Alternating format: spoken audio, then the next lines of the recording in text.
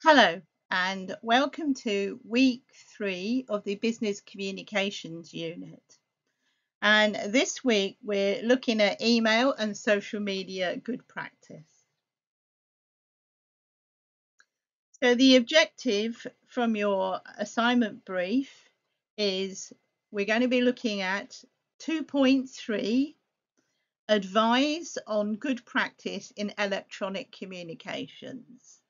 And this is something that's going to be done as part of your assignment, where you're going to be asked to explain sort of the do's and don'ts of good practice. So do pay attention and do make some notes, because you're going to have to be putting together your own presentation as part of your assignment, and you're going to have to be there's going to have to be a slide about this. So give it some thought. So let's have a think.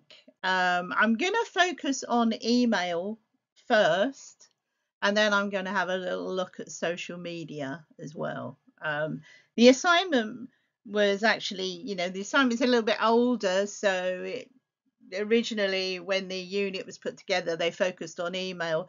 But as social media is such a large part of people's daily lives now, and it's becoming used a lot more at work for people, I'm gonna address social media a little bit as well.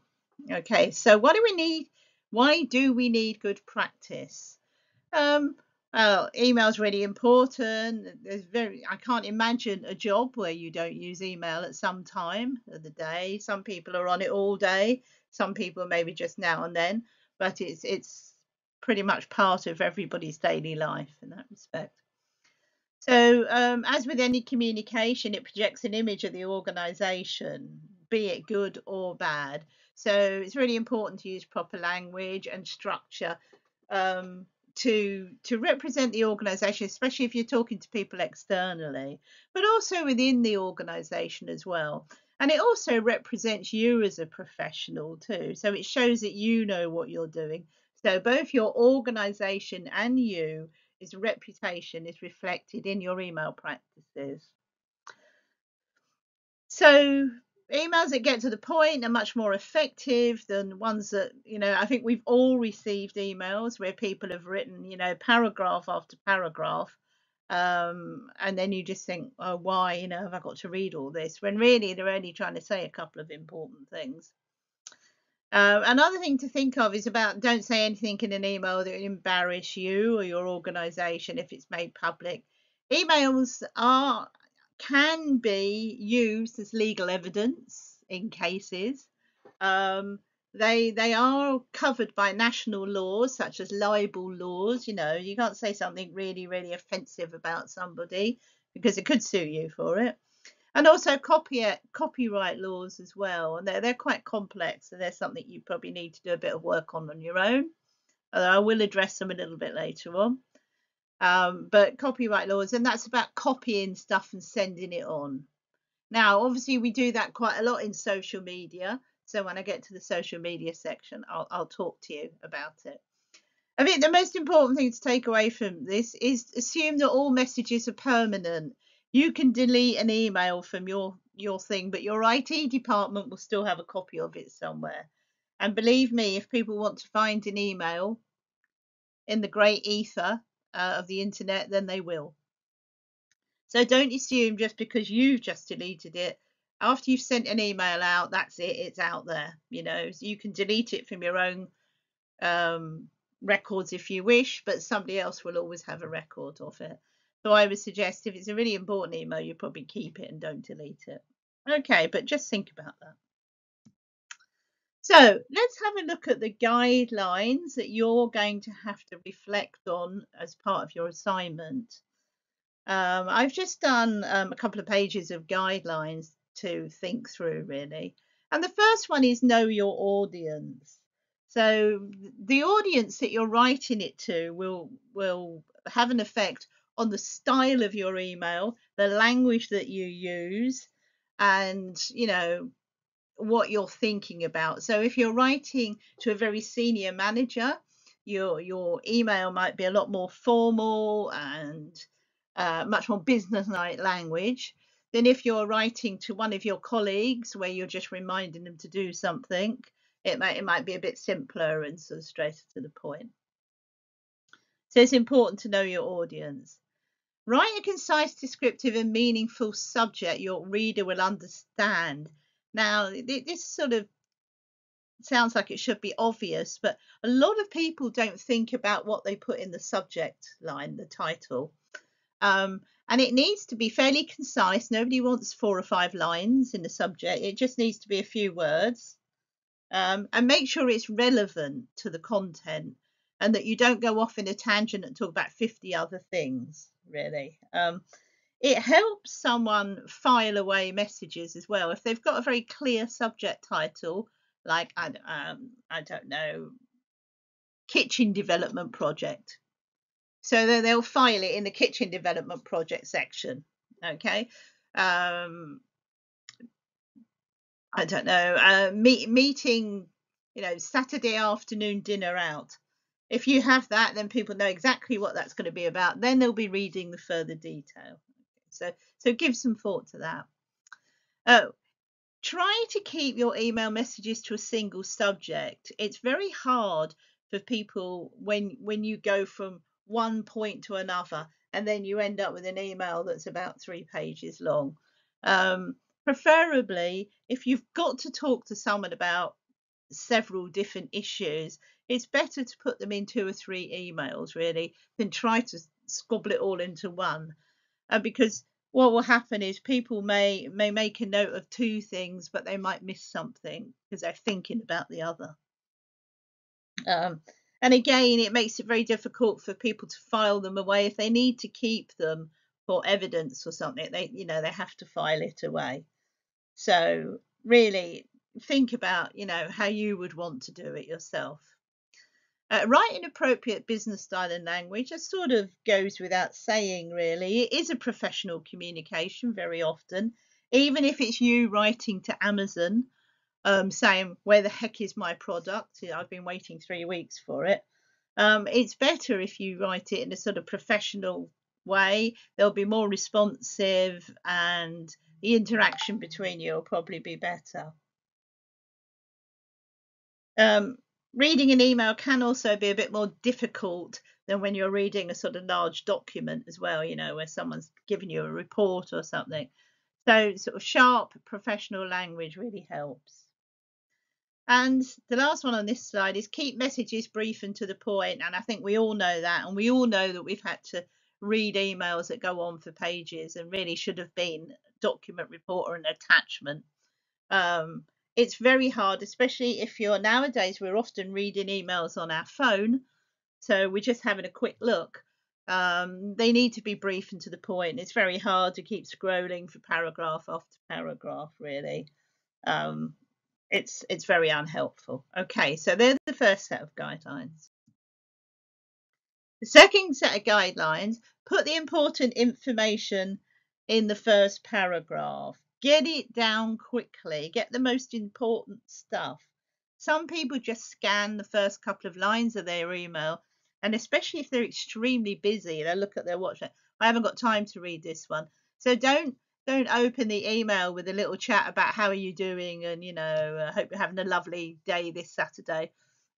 Get on with the most important part of your email, the highlights of it, and then maybe you can explain it a little bit more in the lower part. Then people will go, okay, yes, this is important, I need to read a bit more of it. Okay, so think about that carefully. Use correct spelling, grammar and punctuation. I know a lot of people are a bit sloppy about that nowadays, but it really matters. Poor spelling can change the meaning of what you're saying. And so people maybe might not be able to understand your email, or they might misconstrue your email and take offense at something that you've said. Poor grammar and punctuation just gives a bad impression of you. You can check things up. There are also spell checks that you can use. There's no real reason why you shouldn't be able to do it. If you're unsure of your grammar, maybe run it through a grammar program as well. It makes you look much more professional, and again, Really, really important if you're sending it out of the business, sending it out to customers, especially. They don't have a lot of confidence in people who can't, use good grammar and can't spell correctly. It makes them feel that maybe there'll be other areas where you might be incompetent as well.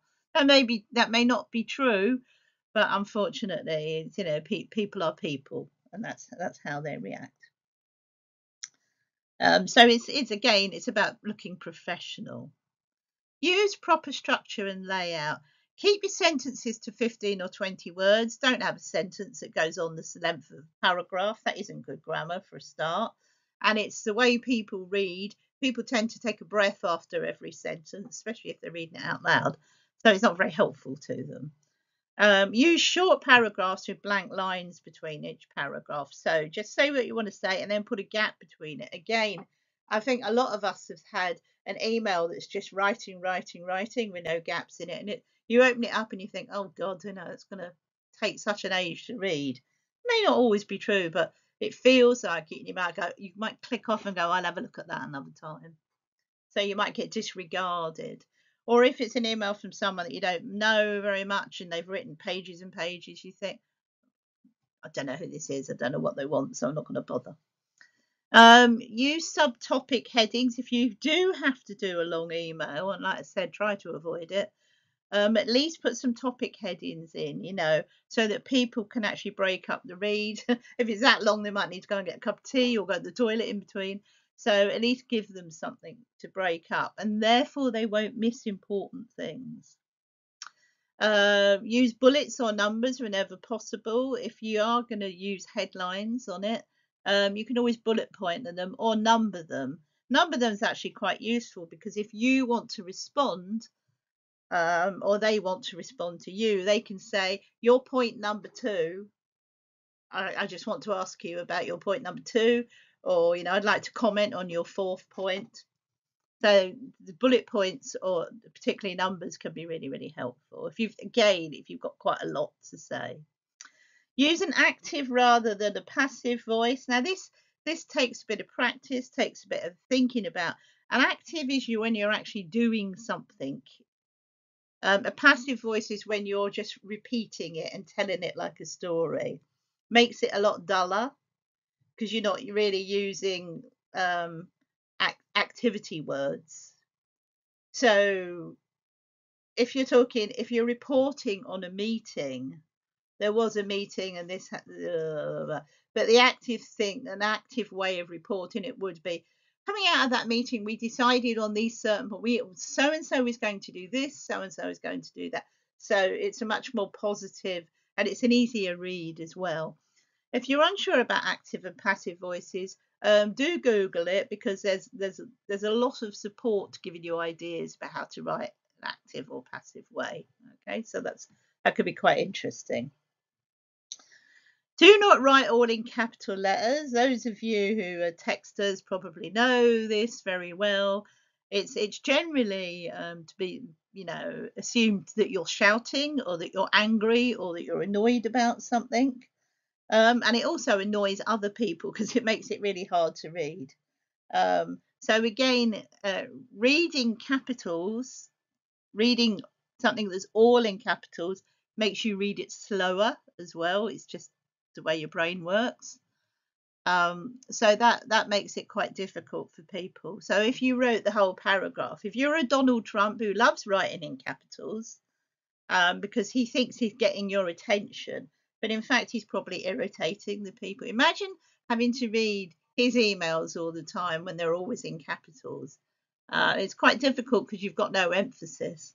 So, and it also makes people read things slower, as I said. So it's quite painful, really. Likewise, don't write everything in lower cases. Capitals exist for a reason. They start sentences, they highlight names, and again, it's much more natural reading style for people. It shows good quality grammar. It shows a professional attitude. It looks too informal. It looks like when you're knocking off a text, we often don't bother with our capitals in texts. But again, I think it just makes you look sloppy. but it can confuse the understanding. So when we see a proper noun with a capital letter, like David Cameron, somebody's name, then you understand what it's there. You don't think it's just something else. Okay.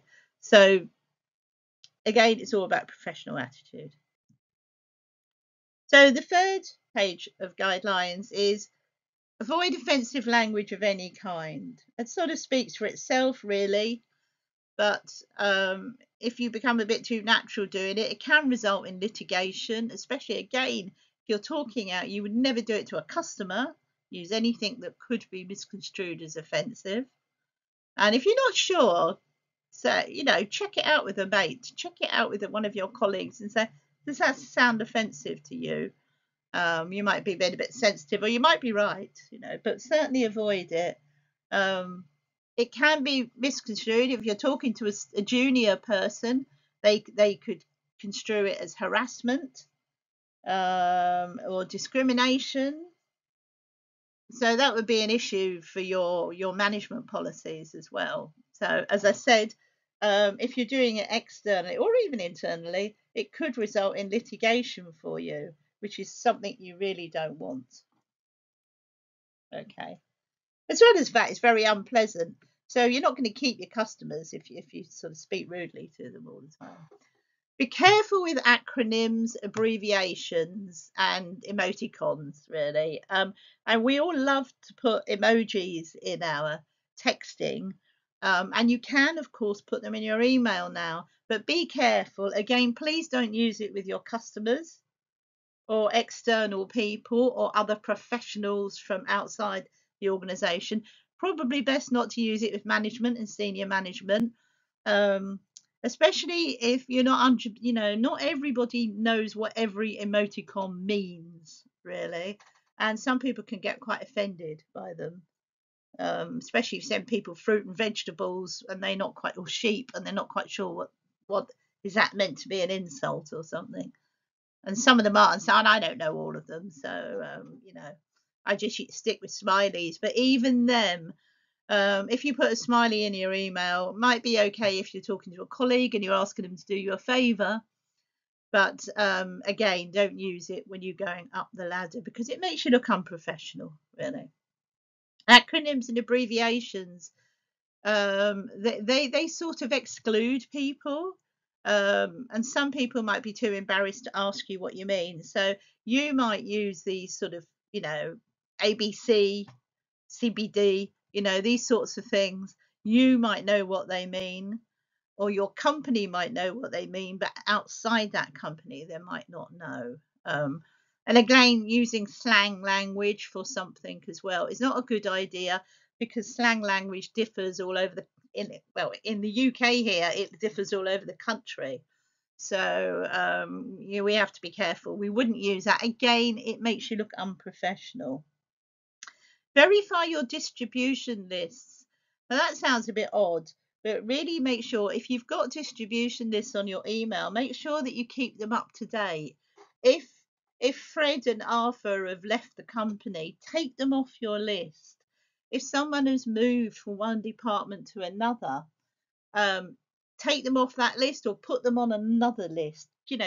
I know it's hard, but do try to keep up to date with things like that. Otherwise, you'll have emails going to the wrong sort of people, or you'll be copying emails into a dead drop if someone's left. If someone doesn't do that kind of work anymore, they will get fed up getting emails from the department that they used to work for. So again, it shows that it makes you look a bit disorganized, that you don't really know what's going on, you don't know where who's are. And really, you only need to send emails out to people who should be getting them. You could say, oh, well, it won't matter, they'll just delete it. Well, that's fine. But again, it makes you look like you're not really on top of things. Proofread your messages and your recipient list. Make sure you are sending it to the right people, and make sure you're not sending it to the person that you're writing about that you don't want it to go. So if you've got a group email for the whole team, but actually you're addressing an issue with a team member, and you don't want them to receive that email, just really make sure before you send it that, check that you haven't copied the wrong person in by mistake. People do it all the time, and you'd be surprised the amount of grievances that are raised in big organizations because somebody got an email that they shouldn't have got. It sounds ridiculous, but it's not really. So also proofread your message before you send it off with a swagger, even if you are late leaving and late putting your coat on to go home. Do read it over. Make sure it's saying what you want it to say. Make sure that you haven't just, because you're doing it in a hurry, that you've got some terrible spellos or awful grammar. Take your time. If you don't have time to do the email that night, maybe, go home and then do it in the morning, really. Or if you do have to finish it off, just take the extra couple of minutes isn't going to make that much difference. You might miss a bus, but I appreciate that. But it is important. Again, it looks, how professional are you? And if it's going external, it's a reflection of your organization. And your managers do not want people coming back saying, I've got this awful email from so and so, blah, blah, blah, it's not going to be good for your performance review. Don't overuse reply to all. That's just thoughtless sometimes and lazy. Reply to those who need to be replied to. It's just as bad as sending it out to all, really. Think carefully who you're sending things out to and think who needs a reply. Those people who are CC'd into your email, they are just being informed. No one's expecting a response from them. So if you see a list of people who are CC'd and the email is only sent to 3 people, but it's CC'd to another 10. You do not always need to send your response back to the 10 it's CC'd to. That's just for information. Think about that yourself as well. If an email has been sent to you as a CC, which is generally for information, you can just file it somewhere. You do not need to respond to it. Okay, because otherwise you get too many, crazy responses going backwards and forwards that nobody needs. So etiquette is do not respond to people who are CC'd unless they ask to become, oh well, I realize that this is quite important because it's affecting my team as well, so can I actually be part of the email message in future? And then fine, you'd put them onto that distribution group as well. Okay, those are the main guidelines for actually using email. There's lots of things you can read online about that as well. But because you were doing a presentation, you'll probably only be able to do one presentation slide. There's quite enough in what I've just talked through with you for you to use for your assignment. Okay. So now I'm just going to go off and tell you a little bit about social media etiquette. It's not hugely different. There's a lot of things that was said in the email that can be carried over to social media as well. Okay, I've just sort of sorted a slightly wider way. So as you can see, it differs for everybody. The most important thing to think of is you can't post from your business account in the same way as you post from your personal accounts. The audience have different expectations, and it can differ from platform to platform. So if you're posting something on Instagram, like reposting, you might need to sort of look at the nuances because there's so many parts of Instagram. Is it the video? Is it the film? Is it the music? Is it something? What are you reposting it for? So you might need to say something about it. Whereas if someone has produced a tweet, or I don't know what you call them now because it's X, an X, you can just sort of generally just retweet those if you wish or repost them. So think about that.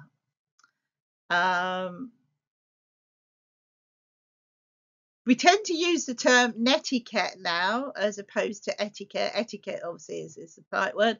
Netiquette is the sort of word that talks about all types of online communication. So you might hear that said. It's a little bit hipper, but whatever. If that's what you know, that's fine. Why is it important? It does help with online interaction. It really, the majority of social media articles concentrate on platform management. Um, However, we can make blunders about how we interact with people. So etiquette really, following a way of doing things helps to guide us, helps to deal with people correctly, really. As I've said, as I mentioned, it aids in remediation after a blunder. So if you do put your foot in it when you're emailing people, some polite um, social media responses can help sort of try and fix it. Really, we all make mistakes, and because of the way it's such a fast moving process. We can do even the best of us does it wrong sometimes. However, if you know where some of the barriers can come up, then it gives you, before you actually send things, it gives you things to think about. So hopefully you can avoid blunders as much as possible. But let's think about it. In our careers, we'll probably do it sometime. It help you appear empathetic, especially when you're engaging with others, especially when you're engaging out of the organisation with customers. It's You can use it to sort of reflect the person you're talking to goals as well. So if you use good social media etiquette, you're thinking about what the other person wants really, and reflecting that, and not just blaring on about your own needs or your own thing that you want to talk about. We'll talk about that a little bit more later on. It assists you to focus on the results.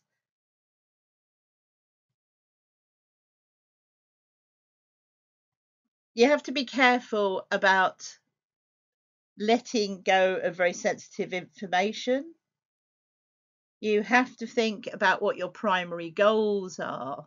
So by having a focus, like I was saying about having the right headings and keeping it short, maybe having some bullet points, all that sort of stuff can give you a bit more focus on what you want out of it, really. It protects you from legal implications. That sort of goes without saying. Um, Adding to the sort of libel laws and to the copyright laws that I mentioned earlier, there's things such as privacy laws. So you do need to think about that. What information are you passing forward? Is it very personal? So if you follow good social media etiquette, you will avoid breaching those sorts of things, really. And it protects your brand respectability. Why? Because you want people to think well of your organization. You want people to think well of your product and your brand, really. So if your social media is of a good standing, if you consider everything that you're doing, then hopefully people will get, have a good feel about the organization and the products that you're trying to sell. I've got a few little rules there. I mean, they're just repetitions of things that we've done. Take a close look before sending. Don't use all caps. Use acronyms sparingly. So those sorts of things. Um, Before we go on, there's a couple of resources that I've put in for you um, about social media. There's one that's a sort of a general handout about social media and about maybe some of the different types of social media like that you could be using, like Facebook, Insta, X, those sorts of things, TikTok. So have a look at that, and that's about sort of why use social media really. That's quite interesting for you. And the other one is social media etiquette for professionals. That's again, it's a bit of a refresher of what I was saying earlier, but it thinks about you maybe in a more management level, and representing your organization. So read that one over as well. You can always jot down some notes to help remember the main points. And what I'm going to go on to focus on now, is really about social media etiquette for employees, really. So if it's your own company, you might want to focus on the professionals, but working as an employee, which a lot of us are, I thought we'd focus on that. So many people are using social media now as part of their work. A few years ago, you were not allowed to use, we worked in organizations where social media was considered such a worry that they really didn't encourage any use of it. And it was so tied up with restrictions and all this worry about data sensibility that people hardly ever used it. And in fact, some people got into trouble for using it. Things have changed now. Social media is such an important part of life that an organization that really isn't engaged with social media is going to be so far behind everybody else. If you don't have a good functioning website that people are posting on, keeping up to date all the time, if you don't have a social media presence like Facebook or Insta, depending on what sort of organization you are. I mean, even some of the most formal of organizations, like our UK government, still have a Facebook page and they post things out via Facebook. All the MPs use X, and some of them use Blue Sky as well. But it's almost like a day-to-day process now, letting people know what they're doing every minute of the day. So you'll go into all sorts of jobs now where there will be an element of use of social media. If not for you, certainly for maybe some other member of your team. There might be someone who does it for the whole team, or people will be expected to do it themselves. And it's about, how do you promote your product? How do you update people with news? And opinions are becoming so much more important. This is using social media is how people review your performance really very often. So employee advocacy is quite important now. Staff members taking the responsibility to use social media. So it's becoming more and more important. But that means, of course, it's really important to adhere to some of these basic rules that we've been talking about.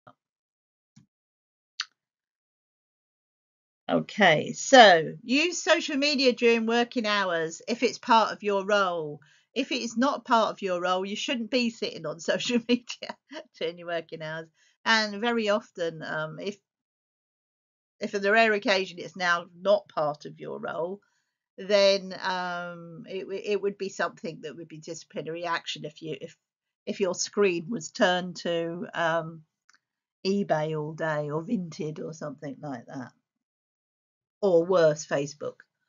Okay, keep the professional and personal accounts separate, and I cannot stress this enough.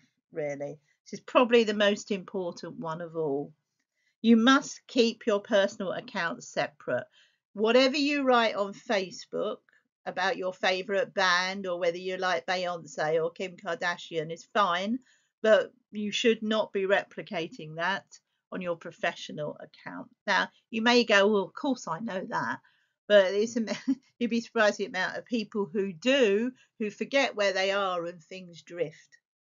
Okay, so really important to keep an eye on those accounts. Do not forget the fact that if you work in an organization, your IT team can look at your accounts. Okay, they can certainly access anything that you produce for the organization from a works laptop or tablet or phone. But they also scan your personal accounts as well. And they know how to do it. Okay. And I'll tell you more about that later on. Okay. Avoid sharing personal information.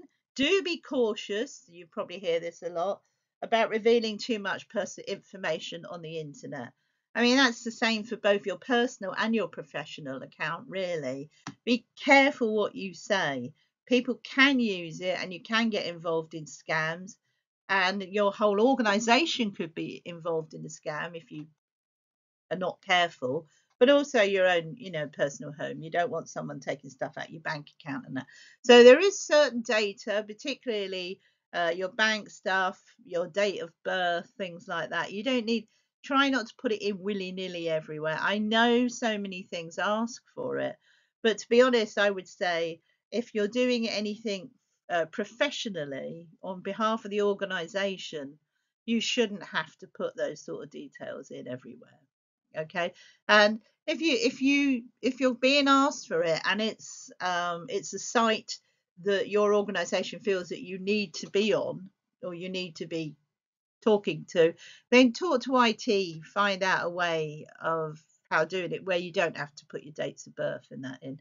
They might give you an organizational number to put in instead. Okay, so be a bit careful. Personal information, again, is names of other members of staff. If you are writing about something that happens, say you work in a care home and you want to sort of do a little thing about a party, just on Facebook or Insta, you want to do a little thing about somebody's 80th birthday party or something with some pictures.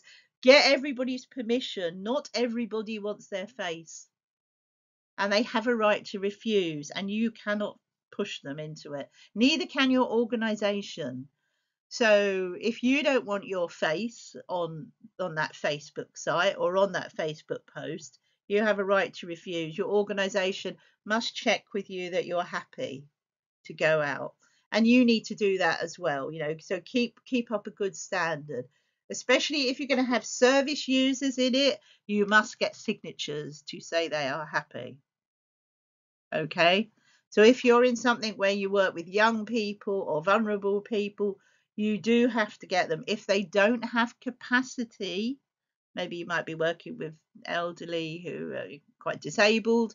If they don't have capacity, you need at least either the family or their social worker to sign on their behalf that their picture can go out, or leave their pictures out. Okay, and just give the pictures to the ones that can give consent. It's often the easier way. Okay, just bear that in mind. Consult with co-workers. Before you respond to media requests, be careful. Find out where they're coming from. Is this from a known media company, like a newspaper? If so, tread very, very carefully. Don't merely respond.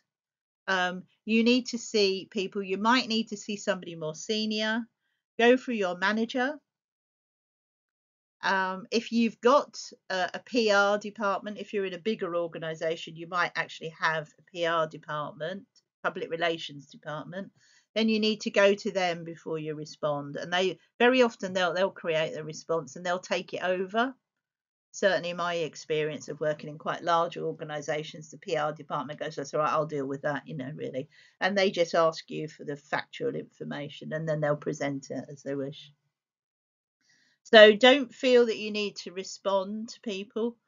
If it's a customer that you're dealing with, that's sort of fine. But if it's about something another team did, consult with them before you answer. Really, okay? Because otherwise, you might get the impression that you speak on their behalf, and then if it goes down the line and there's a problem, the other team will be saying, "Hang on a minute, she didn't know that. This is the process. She's responded incorrectly on our behalf," and again, it will look bad to the customer that people don't know what's going on in the organization, but it won't be fair, and you wouldn't want it if it happened to you as well.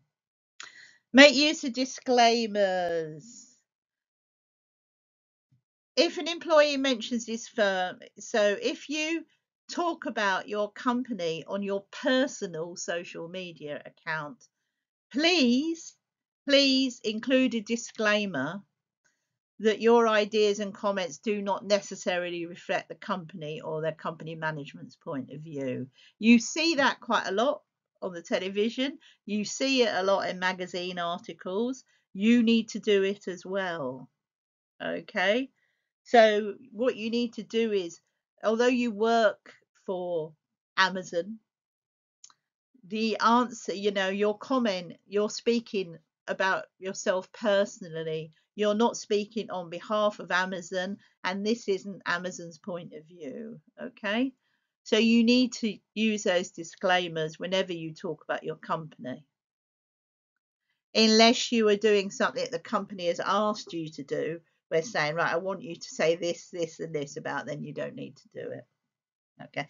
If you're unsure, before you say anything, check with management.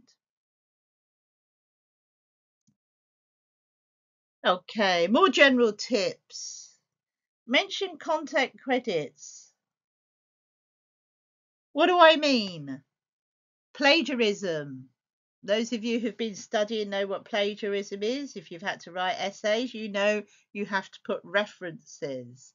You have to do references when you're using social media as well. If you're using someone else's photograph, there needs to be a credit somewhere on that post to say it is not your work.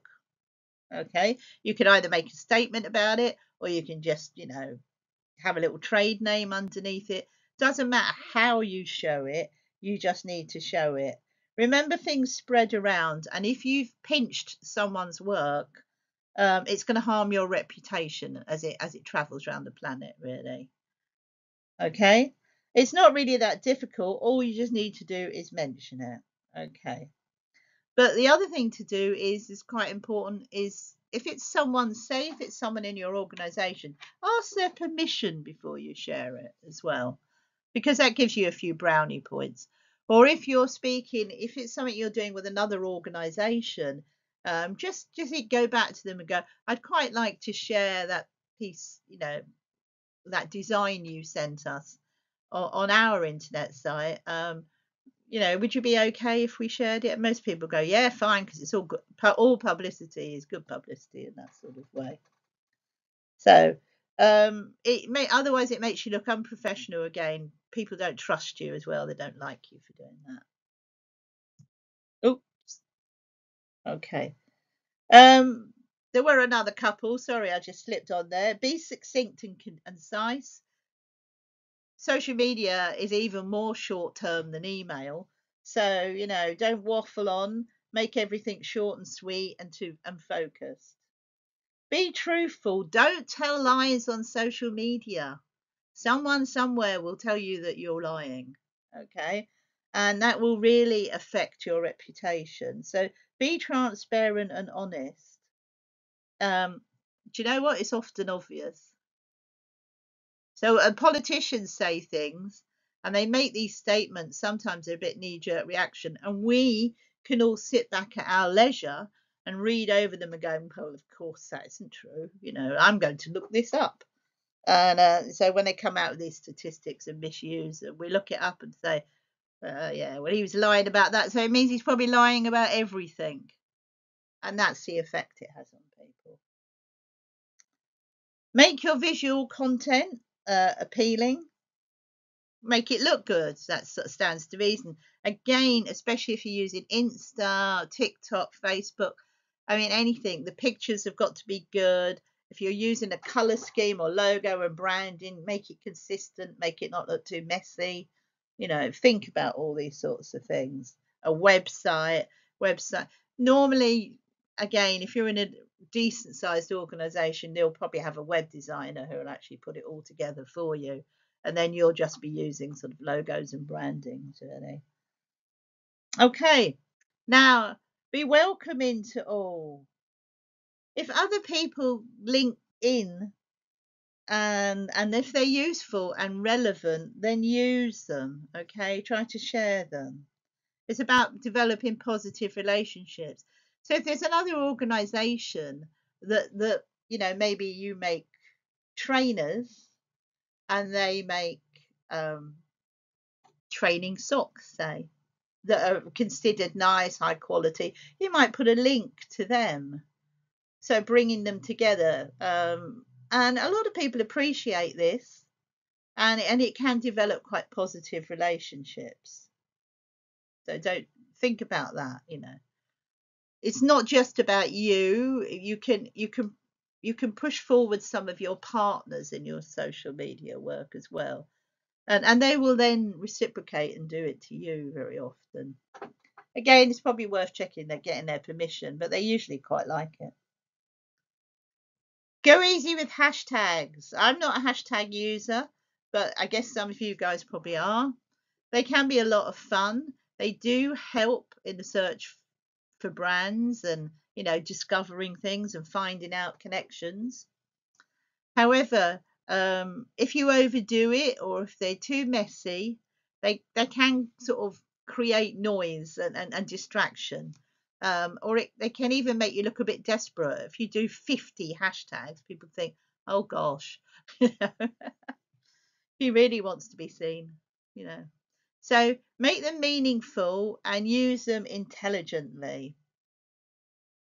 I've got a few rules here. Make sure they're relevant, memorable, make sure they're trending, short, not 3 sentences. Don't overuse them. But if you want to know more, some of you are probably very adept at using hashtags. Some of you probably have never used them before in your life. So there's a little link there, social media hashtag guide. I'll send that out too in the resources so you can have a little read, and hopefully it can enhance your Instagram and that as well. Okay, promote others too. A little bit to what I was saying earlier. If you just send out post after post promoting only your goods and services, it's okay, but people might get a little bit bored and they might sort of stop looking, really. If you sort of talk about the content of others, especially if something interesting has happened that you can sort of link yourselves in with, something that deserves appreciation, you recognizing like maybe something else. So say coming out, say you're a sportswear company, and someone has used your trainers again or running shorts and done 5 marathons in a week to raise money for something, then promote that, enhance that, and you do see a bit of a link there as well, so you'll probably get some orders from that. But it's not just that, it's also you're promoting other positive things. People find it quite interesting, and it creates a coexistence that looks good, really. It makes you look more sort of thoughtful and caring as well. Don't copy digital content without crediting. Pretty much a repeat of what I just said. What I said, it's about sharing things, but also about clicking on stuff on a website and taking it off and still not putting a credit for it. There can be legal implications under intellectual property laws. So just think on that. Digital is just the same as plagiarizing stuff out of someone's essay for your essay when you're studying. Okay. Stick to your brand persona. Be a bit cautious when you're posting. Everything you put out there really reflects your image or that of your company. So before you post something online, just give a good look over it and make sure that there are no red flags for you, that it doesn't go against maybe some of the ideals of your organization, because that's contradictory and that will confuse people, and they'll sort of be unsure of what your brand is then, and then maybe they might not be so keen to buy something from you because they think, well, is that brand that way or is it that way? Well, I don't really know anymore. And you don't want to cause confusion, especially with your customers. Senior management won't be too thrilled with you either. So, a little summary. Social media, it's got really enormous power, as we all know now. There's very rarely a day goes by, probably, when one of us is not on social media. A day, it could be an hour for some people. So it's really important to use basic etiquette in all forms of electronic communication when you're interacting with other people. So, as I've said here, best practice is really just a high-tech version of good manners. Good manners and being thoughtful and considerate. Avoiding really heavy self-promotion, because that's a bit ugly. Um, just to maintain a respectable presence, okay, on a social medium. People do not like people on or Insta or Facebook who are constantly pushing themselves, because in the end what happens is people start to unfollow them because it becomes too much, or they'll snooze them for a while because they're just sick of the sight of it. So just give some thoughts to that. In the handouts there is some mention about frequency and that, so you can have a little read about that as well. How often? Is it once, twice a week? What should you do? It's really important to consider the impact of your words, photographs and videos, because it was bad enough when you're just sharing things on email. You might be sharing them with 20 people and one other organization. Now you could be sharing them with thousands or even millions. Okay, so don't forget that, because these things stay on the internet for a very, very long time. So bear that in mind. You can try and get it back, but believe me, it will turn up somewhere on the other side of the world in a year's time. So it's better to be much more careful and considered before you press send than trying to resolve it afterwards. And as I've said, people on the internet aren't always quick to forgive. And anyone who reads the interactions on X probably know that. Okay. So what I'd like you to do now, that's pretty much all we've got for week 3. But I'd like you to read all the handouts that I've posted up for you, and make some notes in preparation for your assignment. There is a link in your resources for those of you who are interested in hashtags. Okay, you don't have to do that. It's not necessarily important for your thing, but I just thought you might find it interesting, those who use them, those who don't. Okay, so really that's it for week 3. As I said, do some reading, make a few notes, because you will be using information particularly from this week as a part of your assignment. You actually have to present something on the etiquette, really. Okay, I will see you next week for the 4th and final week of business communication. And then what I will do is I will do a little overview set of slides that will go on to Google Classroom to support you with your assignment as well. So I will give you some guidelines again for the assignment. Okay, so watch this space. Okay, so I will see you for week 4. Bye.